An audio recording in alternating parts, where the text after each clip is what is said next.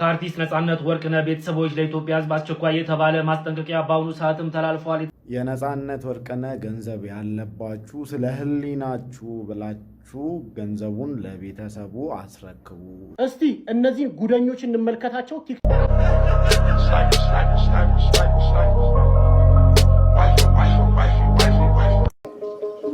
እንደኛ ያለ አረመኔ ያለ እንደኛ ያለ ክፉስ አለ። በዚህ በኩል ጥምቀት ህይወት ይሰጣል ሲለኝ በዚህ በኩል አይሰጥም ሲሉኝ እሺ ስል በዚህ በኩል ማርያም ከማርያም ስጋ አልነሳም ሲለኝ እሺ ስለው ከዚህ በኩል ስጋ ነስቷል ሲለኝ እዛም እሺ ስል ከዚህ በኩል ደግሞ ምን ይላል ኢየሱስ መንፈስ ነው ሲለኝ እንዴ ምንድን ነው ስል በዚህ በኩል ደግሞ ኢየሱስ በስጋ ነው ሲል ምን ቀረኝ? እኔ ያልቀወስኩ ማን ሊቀውስ ነው? ሰላም ጤና ይስጥልኝ። እንዴት አላችሁ? እግዚአብሔር የተመሰገነ ይሁን። በአዲስ ቪዲዮ ተመልሼ መጥቻለሁ። እንግዲህ ዛሬ የምንመለከተው የአርቲስት ነጻነት ቤተሰብ ያወጡት ጥብቅ ማሳሰቢያ አለ። ያን እንመለከታለን። እንዲሁም ደግሞ እንግዲህ ከአርቲስቱ ጋር ተያይዞ አርቲስቱ ላይ ገንዘብ ያለባችሁ ገንዘብ ያላችሁ ወይም ደግሞ የሱን ገንዘብ ያለባችሁ ባካችሁ ለቤተሰብ መልሱ የሚሉ ነገሮችንም እየሰማን ነው። ይህ ነገርስ ምንድነው የሚለውን አስቃኛችኋለሁ።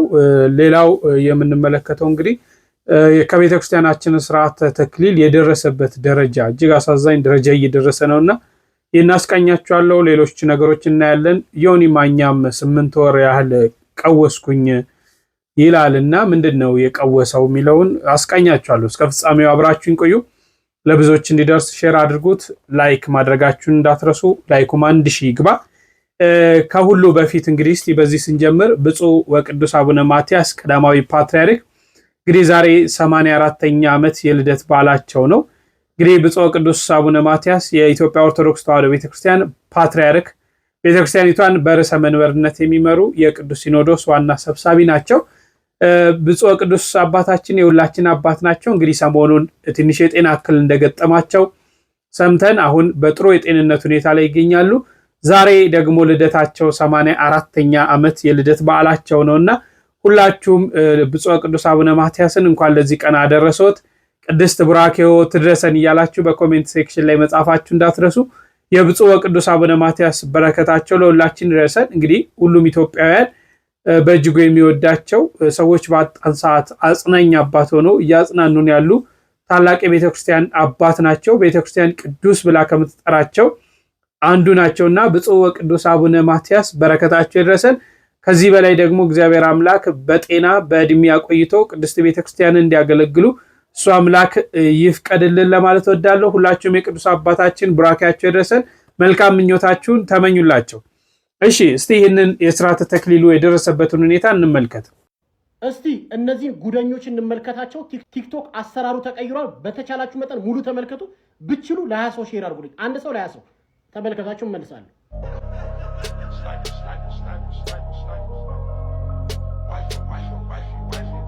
ደረጃ ከሰባቱ ሚስጥራት መካከል አንደኛው ሚስጥረ ተክሊል ነው። ሚስጥረ ተክሊል በዚህ መልኩ ቀሎ ስናየው እጅግ በጣም ያሳዝነናል። እንግዲህ አንድ ሰው በሚስጥረ ተክሊል የተጋባ ሰው አንድ ሰው የክርስቶስ ቅዱስ ሥጋና ክቡር ደሙን የተቀበለ ሰው በዚህ በእንግሊዘኛ ዘፈን እንዲህ ብሎ ሲወራጭ እንደማየት በጣም የሚያሳዝን የለም።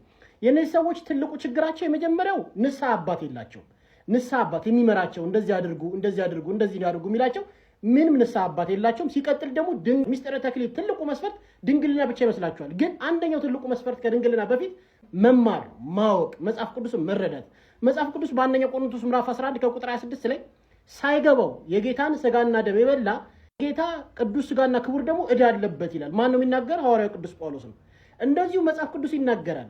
የጌታን ቅዱስ ሥጋና ክቡር ደሙን በወሰዳችሁ ጊዜ እስከ ለተሞታችሁ ድረስ የክርስቶስን ሕማም በመስቀል ላይ ያለውን ስራ እየመሰከራችሁ ሙቱ፣ ወንጌልን እየሰበካችሁ ሙቱ ይላል። እነዚህ ገና ከመገባታቸው በእንግሊዘኛ ዘፈን እንደዚህ ይላሉ። ስለዚህ ቤተሰቦቻችን አሁን ችግሩ ከነዚህ ልጆች ሳይሆን ከቤተ ክርስቲያኗ ንስሐ አባት ካህናቶች ነው። ልጆቻቸውን መምራት ልጆቻቸውን ማስተማር አይችሉም። በቃ ንስሐ አባት ሲባል ልጆችን አድቫይዝ ማድረግ። በጣም ብዙ ሰው ይህን ቪዲዮ እየላከልኝ ነበርና እንደዚህ ይቻላል ወይ እያሉ በጣም ብዙ መልእክት እየደረሰኝ ነበርና ለዛ ነው ቪዲዮ ለመስራት የወሰንኩት። ቪዲዮውን እንየውና እስኪ ሐሳብ ሰጥበታለሁ።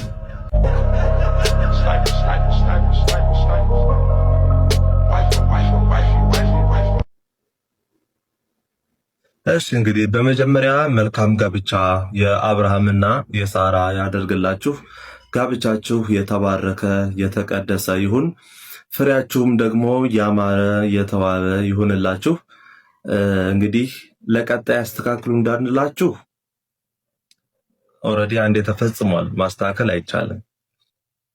እንግዲህ ለሌሎቻችሁ ምናልባት ይህን ቪዲዮ አይታችሁ እንደዚህ ይቻላል እንዴ ወይም ደግሞ እንደዚህ ያደርጋለሁ ብላችሁ እያሰባችሁ ካላችሁ ይሄ ስህተት ነው። እንደዚህ አታድርጉ። እሺ፣ እንደዚህ አይደረግም። እሺ፣ ስለዚህ እንግዲህ አንዴ ተፈጽሟል፣ ያው እናልፈዋለን። እንደዛ ነው የሚሻለው። ሌሎቻችሁ ግን እንደዚህ አታድርጉ፣ አይደረግም። እሺ፣ ሰላም እግዚአብሔር ከሁላችን ጋር ይሁን። በጣም ያሳዝናል። አንዳንዴ ይመስለኛል ለሾው ነው መሰለኝ እያደረግን ያለ ነው። የሆነ የተወሰኑ አካላቶች በቤተክርስቲያን ስርዓት ካገቡ እኛም በቤተክርስቲያን ስርዓት ማግባት አለብን ብለን ሳይገባን ሳንረዳው ምንነቱን ሳናውቅ በዓለማዊ መንገድ አስመስለን እንደዚህ እናደርጋለን ማለት ነው። ይሄ በጣም የሚያሳዝን ነው። ባይዘዌ እኛ ያላከበርነውን ሳታከብሩት ፈሪሃ እግዚአብሔር ሳይኖራችሁ ይህን የምታደርጉ አካላቶች ነገ ከነገ ወዲያ መወጣት ማትችሉት ህይወት ውስጥ ነው የምትገቡት። እግዚአብሔር ባይዘው የሚዘበትበት እግዚአብሔር የሚሾፍበት አምላክ አይደለም። ይህን በደንብ ማሰብ ያስፈልጋል። ቤተክርስቲያን ለስርዓተ ተክሊል በቤተክርስቲያን ስርዓት ጋብቻን ለመፈጸም የራሷ የሆነ ስርዓት አለ። ማንኛውም ክርስቲያን ማንኛውም ኦርቶዶክሳዊ ሲጀመር ማግባት ያለበት በቤተክርስቲያን ስርዓት ነው። እግዚአብሔር በዛ ትዳር ውስጥ በዛ ውስጥ እንዲገኝ እንዲባርክ በቤተክርስቲያን ስርዓት ነው ማግባት ያለብን። ከዛ ውጪ በዓለማዊ በጭፈራ እያገባን እግዚአብሔር ሆይ ና ስንል ያ እንግዲህ እግዚአብሔር በማይገኝበት ቦታ ስሙን መጥራት ነው። ከዛ ስንወጣ ግን በቤተክርስቲያን ስርዓት ጋብቻ ለመፈጸም ስንል ምን አይነት መስፈርት ነው? በምን አይነት ሁኔታ ነው ጋብቻ መፈጸም ያለብን? አንዳንዱ ራሱ እኮ ንስሐ አባት ሁሉ ሳይኖረው በመጀመሪያ ቤተክርስቲያን አስተምራ ነው ለዚህ ማድረግ የምታበቀው። ማንም ሰው በቤተክርስቲያን ስርዓት ሊያገባ ሲፈልግ ንስሐ አባት ሊኖረው ግድ ነው። የሚመክረው የሚያስተምረው ጎዳናውን የሚያሳየው ማለት ነው። እንግዲህ እነዚህ ሰዎች ንስሐ አባት አላቸው። ንስሐ አባትየው እንደዚህ ፈቅደው ነው ብዬ አላስብም። በዚህ አይነት ሁኔታ ትክክል ስላልሆነ ማለት ነው። እንግዲህ የቤተክርስቲያን ስርዓት አለባበስ ራሱ እኮ አለ። ይህንን ነገር ዛሬ አቃላችሁት ነገ የከበረ ትዳር ውስጥ ልትኖሩ ትፈልጋላችሁ እንዴ? ዛሬ ይህንን መንገድ አቃለን ነገ አብርሃምና የሳራ ትዳር ይሆንላችሁ ተብላችሁ ብትመረቁ ያ ሊሆን ነው እንዴ? አረ እባካችሁ አንዳንዴ የምናደርገውን ነገር እንለይ። ለበረከት ያልነው ለመዓት ለመቅሰፍት እየሆነብን ያለው ከስርዓት እየወጣን ነው። ህጉን እየሻርን ነው። የምንሄድበት መንገድ ትክክል አይደለም። አንዲት ሴት ልጅ እጇን ተሰራርታ ጥፍሯን ተሰርታ ጸጉሯን እንደዚህ አድርጋ ያውም ደግሞ አልባሌ የሆኑ ጨሌ ነገሮችን ጭና ቤተ እግዚአብሔር ቤት መግባት የቤተ እግዚአብሔር መገልገያ የሆነውን ንዋየ ቅድሳት በእንዲህ አይነት ሁኔታ ነው እንዴ የምናከብረው? በእንዲህ አይነት ሁኔታ ለሾ ለእይታ ትክክል አይደለም በፍጹም። እንዲህ አይነቱ ነገር ዋጋ ያስከፍለናል። እንዲህ አይነቱ ነገር ነገ መወጣት ማንችለው ነገር ውስጥ እንገባለን። ስለዚህ ጥንቃቄ ልናደርግ ያስፈልጋል። ጥንቃቄ። ዓለም ላይ የምንሆነው እንደፈለግን እንሁን፣ ግን ቤተ እግዚአብሔር ስንሄድ የቤተ እግዚአብሔርን ነገር እናክብር። አትሊስት ይሄንን እናክብር። በዚህ መንገድ እንኳን እንጓዝ። እግዚአብሔር ለሁላችንም ልቦና ይስጠን። እሺ ወደ አርቲስቱ እንለፍና ከቤተሰቡ ማሳሰቢያ በፊት እስቲ ይሄን ተመልከቱት። የነጻነት ወርቅነህ ገንዘብ ያለባችሁ ስለ ህሊናችሁ ብላችሁ ገንዘቡን ለቤተሰቡ አስረክቡ፣ ስጡ ይላል ጋዜጠኛ ቴዎድሮስ ተክለአረጋይ ፌስቡክ ገጹ ላይ ያሰፈረው ጽሁፍ። ከታች አስቀምጬላችኋለሁ ሙሉውን ጽሁፍ። ቴዎድሮስ በጽሁፉ ባለፈው ሰይፉ በህመሙ ጊዜ ነጻነትን ያግዘው ነበር ብዬ ስጽፍ መች ገንዘብ ቸገረውና ስትሉ የነበራችሁ እንግዲያውስ ቁርጣችሁን እወቁ፣ ምንም የለም። ቤተሰቦቹ ግራ በሚያጋባ ሁኔታ ውስጥ ነው የሚገኙት። ከነጻነት ጋር የተለያዩ ድርጅቶች አብረው ስራ ሲሰሩ የነበረ ቢሆንም ምን ያህል ከፈሉት፣ ምን ያህል ይቀራል የሚታወቅ ነገር የለም። ግለሰቦችም ጋር በተመሳሳይ። ስለዚህ የነጻነት ብር ያለባችሁ ለቤተሰቦቹ አስረክቡ ይላል ቴዎድሮስ ተክለአረጋይ። ከዚያ በተጨማሪ ነጻነት ገቢው ብዙ ቢሆንም ወጪውም በዛው ልክ ነበረ። ለምሳሌ 3 ልጆቹን አሜሪካን ሀገር እሱ ኢትዮጵያ ውስጥ ስራ እየሰራ የሚያገኘው ገንዘብ ወደ ዶላር ተቀይሮ እየከፈለ ያስተምር የነበረ ሰው ነው። ሌላም ብዙ የሚጠቀስ ነገር አለው ብሏል። ከታች አስቀምጭ ያለው ጽሁፉን ልብ የሚነካ ጽሁፍ ነው። ሙሉን አንበቡት። ለብዙ ሰውም እንዲደርስ መልእክቱ ሼር በማድረግ እርዱ። እንደሰማችሁት ነው እንግዲህ ይሄ ነገር ያለባችሁ ሰዎች የተለያዩ አካላቶች ትኖራላችሁ። እንግዲህ ቤት ልጆቹንም እንደሰማኑ መረጃው ልጆቹንም እዚህ ሆኖ በሚሰራው ስራ ነው የሚያስተምራቸው የሚል ነገር እየተሰማ ነው። ይሄም በጣም ከባድ ነው የሚሆነው። አስቡት ከዶላር ሲመጣ ነው እንጂ ወደ ኢትዮጵያ ፈንዲሻ የሚሆነው ከዚህ እንግዲህ $100 ስንት 20 ሺህ ብር 10 ምናምን 18 17 ሺህ ብር ያህል እየተመነዘረ ወደዛ እየተቀየረ ነው። ከባድ ነውና እንደው የልጁን ደግነት ነው እዚህ ጋር የምናየው። በቃ ስራዎችን ምን ያህል ለስራ ወዳድ እንደሆነ ምን ያህል ስራ ፈላጊ እንደሆነ ስራዎችን ግዴታ ቢሮክራሲ የሚያበዛ አይደለም። ማንኛውም ስራዎችን እንደዚሁ እንደሚሰራ ነው እየተመለከትን ያለነውና እንደው ልንደግፋቸው ልናያቸው ይሄ ነገር ያለብን አካላቶች ደግሞ ግዴታዎቻችን ልንወጣ ያስፈልጋል። ከዚህ ጋር ተያይዞ እንግዲህ በርካታ ነገሮች ስለ አርቲስቱ በተለይ ስለ አሟሟቱ ሁኔታ ቤት ነው የሞተው፣ ሆስፒታል ነው የሞተው፣ ለብሶ ወጥቶ ነው የተለያዩ የሚያወዛግቡ መረጃዎች ሲወጡ እንመለከታለንና ይሄንን ተከትሎ እንግዲህ ከቤተሰቡ አንድ የወጣ ማሳሰቢያ አለ። ከአርቲስት ነጻነት ወርቅነህ ቤተሰቦች ለኢትዮጵያ ሕዝብ አስቸኳይ የተባለ ማስጠንቀቂያ በአሁኑ ሰዓትም ተላልፈዋል። የተሳሳተ መረጃዎችን በማህበራዊ ሚዲያ ማሰራጨት በሕግ ያስጠይቃል ሲሉ የተናገሩ ሲሆን ከአርቲስት ነጻነት ወርቅነህ ቤተሰቦች የተላለፈ ጥብቅ ማሳሰቢያ በአሁኑ ሰዓትም እንደሚከተለው አቅርብላችኋለሁ።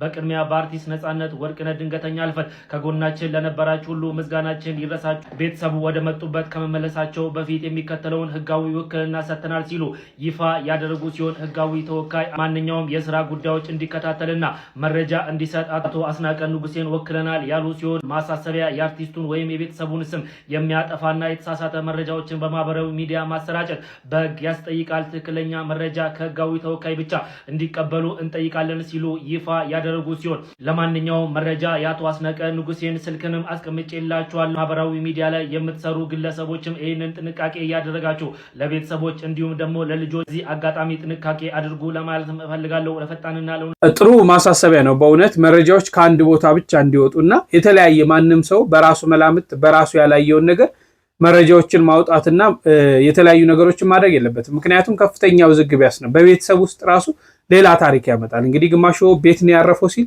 ግማሹ ሆስፒታል ነው፣ ግማሹ ቁርሱን በልቶ፣ ግማሹ እንዲህ ነው ሲባል የሚከሰቱ ነገሮችን አስቡ። ልጆች አሉ፣ ወዳጆች አሉ፣ በርካታ ነገሮች አሉና ያለመተማመን የተለያዩ ነገሮች ይመጣሉ በማናቀው ነገር የተሳሳተ የተዛባ መረጃዎችን ስናወጣ ማለት ነው። ስለዚህ ከእንደዚህ አይነት ሁላችንም ጥንቃቄ ማድረግ ያስፈልጋል። ከቤተሰብ የሚወጣውን ከቤተሰብ የሚገኙ መረጃዎችን ብቻ ተቀባይነት ሊኖር ያስፈልጋል። ቤተሰብ በሚመጥን መልኩ ለህዝቡ በሚሆን መልኩ ማወቅ ያለበትን ሁሉ ያሳውቃል። ግዴታ ደግሞ ሁሉንም ነገር ካላወቅን ብለን ግግም ማለት የለብንም። ግዴታ ሁሉን ነገር ማወቅ የለብንም። እግዚአብሔር አምላክ በቃ ሆነ ተፈጠረ፣ ነፍሱን በአጸደ ገነት ያሳርፍ፣ ቤተሰቦቹን መጽናናትን ለሁሉ መጽናናትን ያድል ለማለት ፈልጋለሁ እና ከተሳሳቱ መረጃዎች ራሳችንን ብንጠብቅ ለማለት ፈልጋለሁ። እሺ እዚህ ጋር ተያይዞ አንድ ነገር ላስቃኛችሁ እስቲ። ዮናስ ሙሉነህ መቼም ያው እብድ ነው። ከሱ መረጃዎችን ወይም ደግሞ ትክክለኛ ነገር ለማግኘት አይደለም ዛሬ እንደዚህ ነው ነገ እንደዚህ የሚሆን ሰው ስለሆነ ማለት ነው እና እስቲ 8 ወር ቀወስኩኝ ይለናል። በዚህ በኩል ጥምቀት ሕይወት ይሰጣል ሲለኝ በዚህ በኩል አይሰጥም ሲሉኝ እሺ ስል፣ በዚህ በኩል ከማርያም ስጋ አልነሳም ሲለኝ እሺ ስለው፣ ከዚህ በኩል ስጋ ነስቷል ሲለኝ እዛም እሺ ስል፣ ከዚህ በኩል ደግሞ ምን ይላል ኢየሱስ መንፈስ ነው ሲለኝ እንዴ ምንድን ነው ስል፣ በዚህ በኩል ደግሞ ኢየሱስ በስጋ ነው ሲል ምን ቀረኝ? እኔ ያልቀወስኩ ማን ሊቀውስ ነው? ማን ነው የሚቀውሰው? እኔ እኮ በስንት ነገር ተይዤ ነው እንዴ ዘሩልኝ እንጂ እንዴት ነው የማልቀውሰው? ይሄ አያቀውስም እንዴ? ሰምቶ የማይቀውስ አለ? ጤነኛ ትሆናላችሁ? እውነት ነው የምልህ ጤነኛ ትሆናለህ በዚህ ጉዳይ። እዚህ ጋር አመንኩ ብለህ ስትል ኖ ኦንሊ ጂሰስ ነው ስላሴ አያስፈልግም ይላል። እሺ ትላለህ። ከዛ ደግሞ ኖ ስላሴ ያስፈልጋል ትላለህ። እሺ እላለሁ። አንድ አምላክ ነው ሁለት ባህሪ ያለው ትለዋል ይለኛል።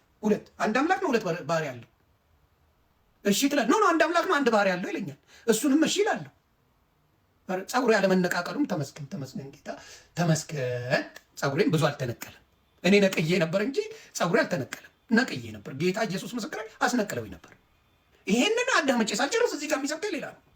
ይሄንን አዳምጬ ስጨርስ እዚህ ጋር የሚሰበከው ሌላ ነው። ስለ ቁርባን ዝም ብሎ መታሰቢያ እራት ነው አሉኝ። እሺ ብዬ እኔም ተመጠረኩኝ። ኧረ መታሰቢያ አራት ቂጣ ነው እንጂ ምንም ጥቅም የለውም። ኧረ አይደለም ብሎ ደግሞ ሉተራዊ ያመጡ። ኧረ ቁርባንማ ከጌታ ጋር የምትገናኝበት ሚስጥራዊ የመዳኛ መንገድ ነው። ሳልቀባጥር አትነግሩኝም ነበር እንዴ? ውሃስ ጥምቀት ውሃ ያመነ የተጠመቀ ይድናል። መጀመሪያ ማመን ነው አሉኝ። ጓልኩኝ ውሃ ዝም ብሎ መረጨቱ ምንም ጥቅም የለውም ብዬ ጓገጭ አልኩኝ። ኧረ ይሁን ተሳስተሃል አሉኝ። ደግሞ መጣው ሌሎቹም ተሳስተሃል፣ ያመነ የተጠመቀ ይድናል፣ ያላመነ ይፈረድበታል ነው የሚለው። እንዴ ጥምቀቱ እኮ ከመዳን ጋር የተያዘ ነው አሉ። እንዴ ተው አስቡልኝ፣ ቤተሰብ እያሰባችሁልኝ።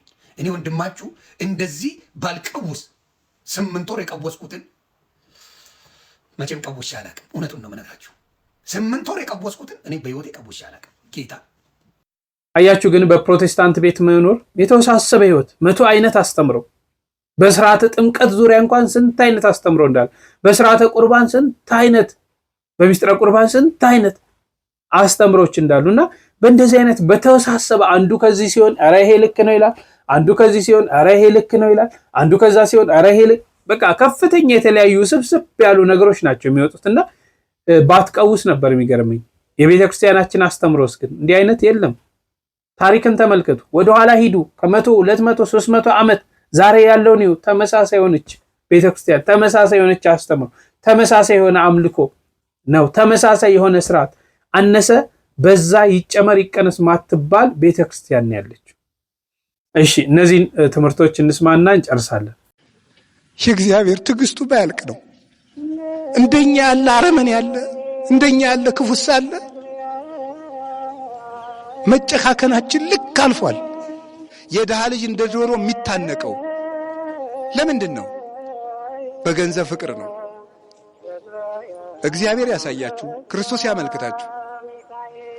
ዛሬ ማታ በልተነው አሰር ለሚሆን እንጀራ የሰው ልጅ ታንቆ ይገደላል፣ ተገሎ አደባባይ ላይ ይጣላል። ለኛ የሚደረግልን ምህረት ምን አይነት ነው? ሰማያት ተከፍተው ዝናብ ማዝነማቸው የእግዚአብሔር ትዕግስቱ ባያልቅ ነው። እንደኛ ያለ አረመኔ ያለ፣ እንደኛ ያለ ክፉስ አለ። መጨካከናችን ልክ አልፏል። እግዚአብሔር ዛሬም ፀሐይን ያወጣል፣ ዝናብን ያዘንማል። ዘመዶቼ እግዚአብሔር በዓመት አንድ ጊዜ መተን የምንቀልድበት አምላክ አይደለም። ምህረት ከሰው ልጆች ይፈልጋል። ምህረት ሳይኖረን ምህረት ልናገኝ አንችልም። ጨካኝ ሆነናል፣ እየተገዳደልን ነው። በገጠር ያላችሁት ሁሉ መስማት አለባችሁ። ክላሽ ይዞ ማስቀደስ አለ፣ ቅዳሴ አለ። ነፍስ የገደለባችሁ ሰው ቢኖር ያንን ነፍስ የገደለባችሁን ሰው ስለገደላችሁት የሞተው ሰውዬ ይመለሳል? አይመለስም። የሰው ያለህ ነው የሚያሰኝ።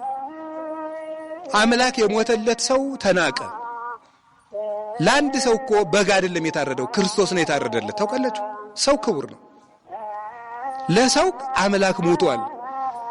ውድ ገንዘቡን በእርሻ የተዳፈነ ዕንቁ ፍለጋ ያለውን ከፈለ ማለት ዓለም ያዳፈነውን የሰው ልጅ ለመፈለግ ክርስቶስ ራሱን አሳልፎ ሰጠ።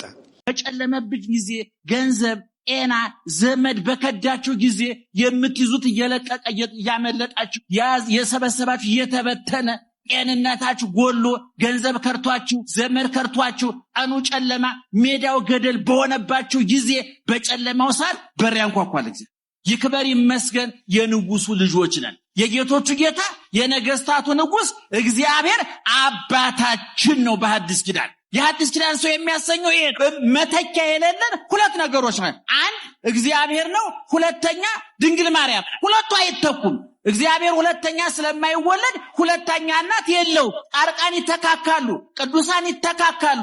እኛ ትጥቅ ፈተን ሐሞታችን ፈሶ ወኔ ከርቶን እጅ ለሰይጣን ለዓለም ለስጋ እጅ ሰተን ነው እንጂ ጊዮርጊስ ማለት የሚተካ ነው። አርሴማ ማለት የምትተካ ነው። ተክለ ሃይማኖት የሚተኩ ናቸው። የድሮ ተክለ ሃይማኖት አሁን ሌላ ተክለ ሃይማኖት ሊመጣ ይችላል። ሌላ ጊዮርጊስ ሊመጣ፣ ሌላ እግዚአብሔር ወላድ ነው። ቤተክርስቲያን ወላድ ናት። በየዘመኑ ተወልዳለች። የማይተኩት ሁለት አካላት ናቸው። ነግሬያቸዋለሁ አይደለ? እግዚአብሔር አይተካም፣ ድንግል ማርያም አትተካም። እንደው እንደ ጥቆማ ያህል አንዳንድ ሰዎች እነዚህ ዘመን ወለድ ጊዜ ወለድ ምዕራብ ዘመም ሃይማኖቶች ሁለት ስህተት ይሰራሉ። አንደኛ ከመጽሐፍ ቅዱስ አንዷን ጥቅስ ይመዙና ያመልጣል። አሁን የፈረደበት የሮሜ 8:34 ጥቅሳል ልክ ታኝኮ ማስቲካው ያለቀ ስኳሩ ያለቀ ማስቲካ መተፋት ያቃተው ማለት ነው። ብዙዎች ያመነጅኩታል። እሱ ዛሬም ማር ነው፣ ዛሬም ፈዋሽ ነው፣ ዛሬም ያው ነው፣ ዛሬም አዲስ ነው፣ ሁልጊዜ ይፈውሳል፣ ያድናል። እንዲገባን አድርገን ካላነበብ ነው መጽሐፍ ቅዱስ የማይቆረጠም ድንጋይ ነው፣ የማይበስል አሸዋ ነው። ቀላል ነገር አለ። አሁን እናንተ ታማላችሁ፣ ቄሶቹ የብረት በር እያሉ የሀብታም ቤት እያዩ ነው የሚሄዱት ትላላችሁ። እና ምን እናድርግ? ሰዎች አይደለን እንዴ? እኛም ገብርኤል ነው። እኔ እኮ ወልደ ሚካኤል እንጂ ሚካኤል አይደለም። የኔ ጌታ ታውቃለህ፣ ቄሱ ወልደ ገብርኤል እንጂ ገብርኤል አይደለም፣ ሰው ነው።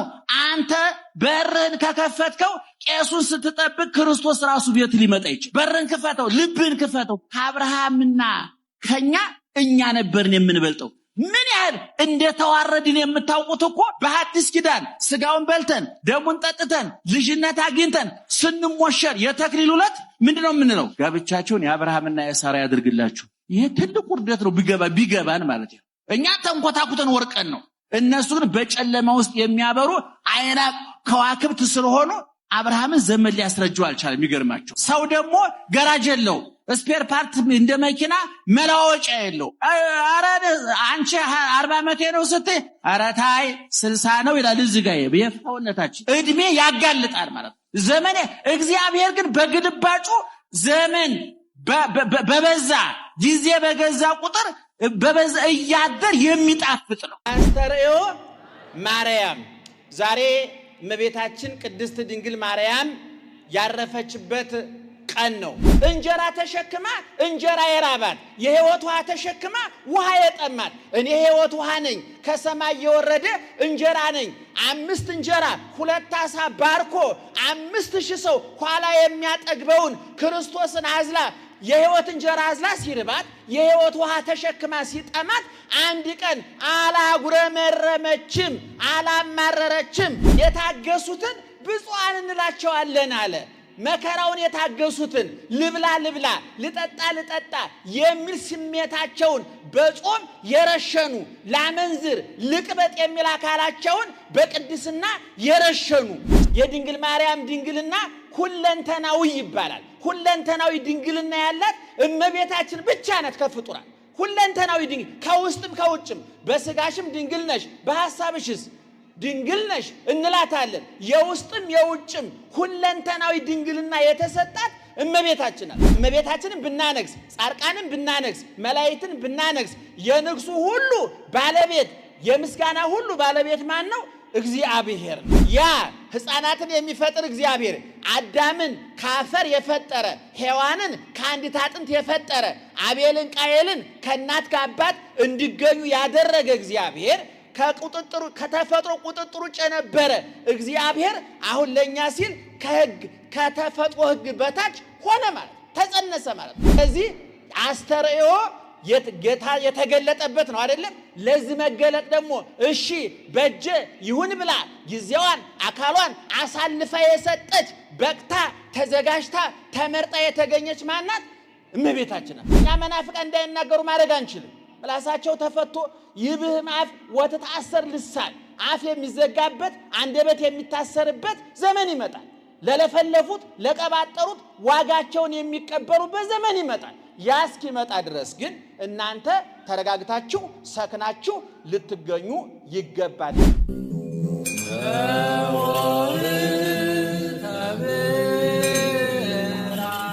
ክቡር አባታችን መላከ ብርሃን ሰሎሞን በቀለ የዚህ ታላቅ ደብር ካቴድራል አስተዳዳሪ፣ አገልጋዮች፣ ዘማሪያን፣ ሰንበት ተማሪዎች እግዚአብሔርን ብላችሁ ይቅርታውን ቸርነቱን አምናችሁ ከቅድስት እናቱና ከቅዱሳን ባለሟሎቹ የሚገኘውን ጥበቃና ምልጃ ተስፋ አድርጋችሁ በዚህ ቅዱስ ቦታ እንድትገኙ እግዚአብሔር የፈቀደላችሁ ወገኖቻችን ምእመናን እንዴት ዋላችሁ? እንዴት አመሻችሁ? በየጊዜው በየቦታው በየምክንያቱ መስማት በምንችለው ልክ የሚያስተምረን መኖር በምንችለው ልክ የሚነግረን የምስጢርና የጥበብ ባለቤት ትናንት የነበረ ዛሬ ያለ ዘላለማዊነቱንም ልባችንን ሞልተን አፋጭ ቃላችንን አጉልተን የምንመሰክርለት የአባቶቻችን አምላክ ልዑለ ባሕርይ እግዚአብሔር እስከዛሬ ስላደረገው በጎ ነገር ወደፊትም ሊያደርግልን ስላዘጋጀው መልካም ነገር ሁሉ ሕያው ቅዱስና ዘላለማዊ ስሙ ይክበር ይመስገን፣ ይክበር ይመስገን፣ ይክበር ይመስገን። እናንተ የምትሰሙት በሉ ችግር የለው። እናንተ የምትሰሙት እኛም የምንናገረው አይንሳን፣ አይንሳችሁ እግዚአብሔር ጆሮአችሁን ይክፈት፣ አንደበታችንን ይፍታ። በመላ በግምት በሳይሆን አይቀርም በይመስለኛል የግል ሐሳባችንን እንዳንደፋባችሁ እንዳናፈስባችሁ እግዚአብሔር የእናንተን ጆሮ ይጠብቅ፣ የእኛንም አንደበት ይቆጣጠር እግዚአብሔር። ያስተርእዮ ማርያም በሉ እስኪ። አስተርእዮ ማርያም አይደለም ያልኩት፣ ያስተርእዮ ማርያም። እስቲ በዚህ በኩል በዚህ በኩል የማን ማርያም? የማን ማርያም? አስተርእዮ ማርያም የሚመስላቸው ጆሮአቸው ወንፊት የሌለው የማያጣራ አግበስብሰው የሚበሉ አግበስብሰው የሚሰሙ አግበስብሰው ሰምተው ጭንቅላታቸውን የሚበጠብጡ አግበስብሰው በልተው ሆዳቸውን የሚረብሹ ከጥበብም ከምግብም የተራቆቱ አንዳንድ ሰዎች አስተርእዮ ማርያም ያልን እየመሰላቸው ጽሑፍ ጽፈው አይቻለሁ። እኛ አስተርእዮ ማርያም አይደለም ያልነው። ልዩነቱን ላስረዳ። አስተርእዮ ማርያም ማለት የማርያም መገለጥ ማለት ነው። እየሰማችሁ ነው? አስተርእዮ ማርያም ማለት የማርያም መገለጥ ማለት ነው። ይሄ ትክክለኛ ምንባብ። እኛ ያልነው አስተርእዮ ማርያም ሳይሆን የአስተርእዮ ማርያም ነው ያልነው። እየሰማችሁ ነው? የአስተርእዮ ማርያም ነው። ስለዚህ ርዕሱን በደንብ ያዙልኝ። በዚህ ርዕስ ነው ለአንድ በ25 እና በ35 ደቂቃ መካከል የሚጠናቀቅ ትምህርት የምንማማረው። እግዚአብሔር ጥበቡን ምስጢሩን ይግለጥልን። የትምህርታችን ርዕስ አልሰማችሁኝም? ድገሙት። የአስተርእዮ ማርያም። ዛሬ እመቤታችን ቅድስት ድንግል ማርያም ያረፈችበት ቀን ነው። በቤተ ክርስቲያናችን ድንግል ማርያም ትምህርት ናት፣ ምንባብ ናት፣ ምስጢር ናት።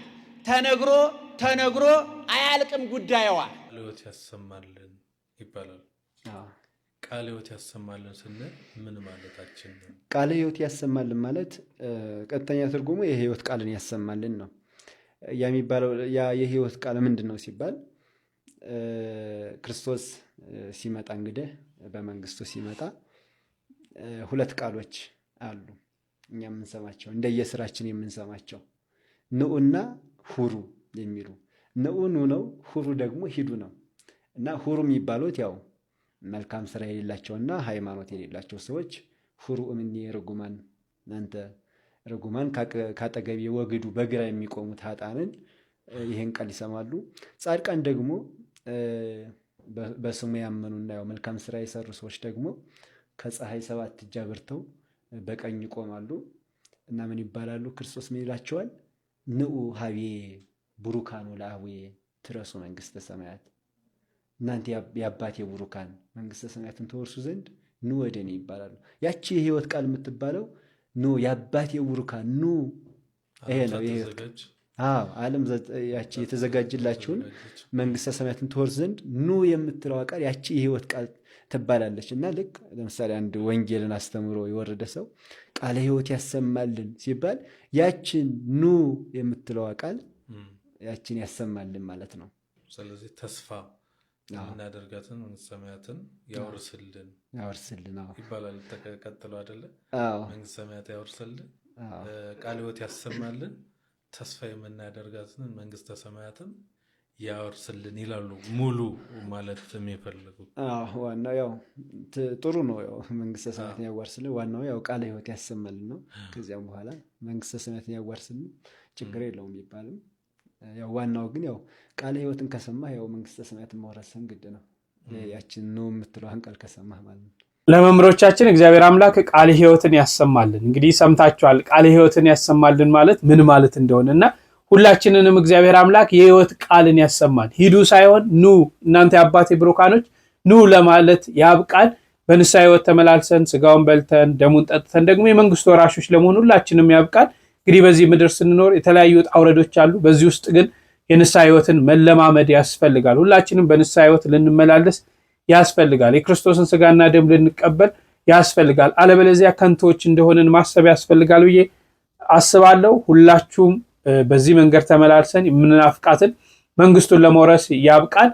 በሌላ ጊዜ እስክንገናኝ እጅግ አከብራችኋለሁ። ቸር ቆዩልኝ።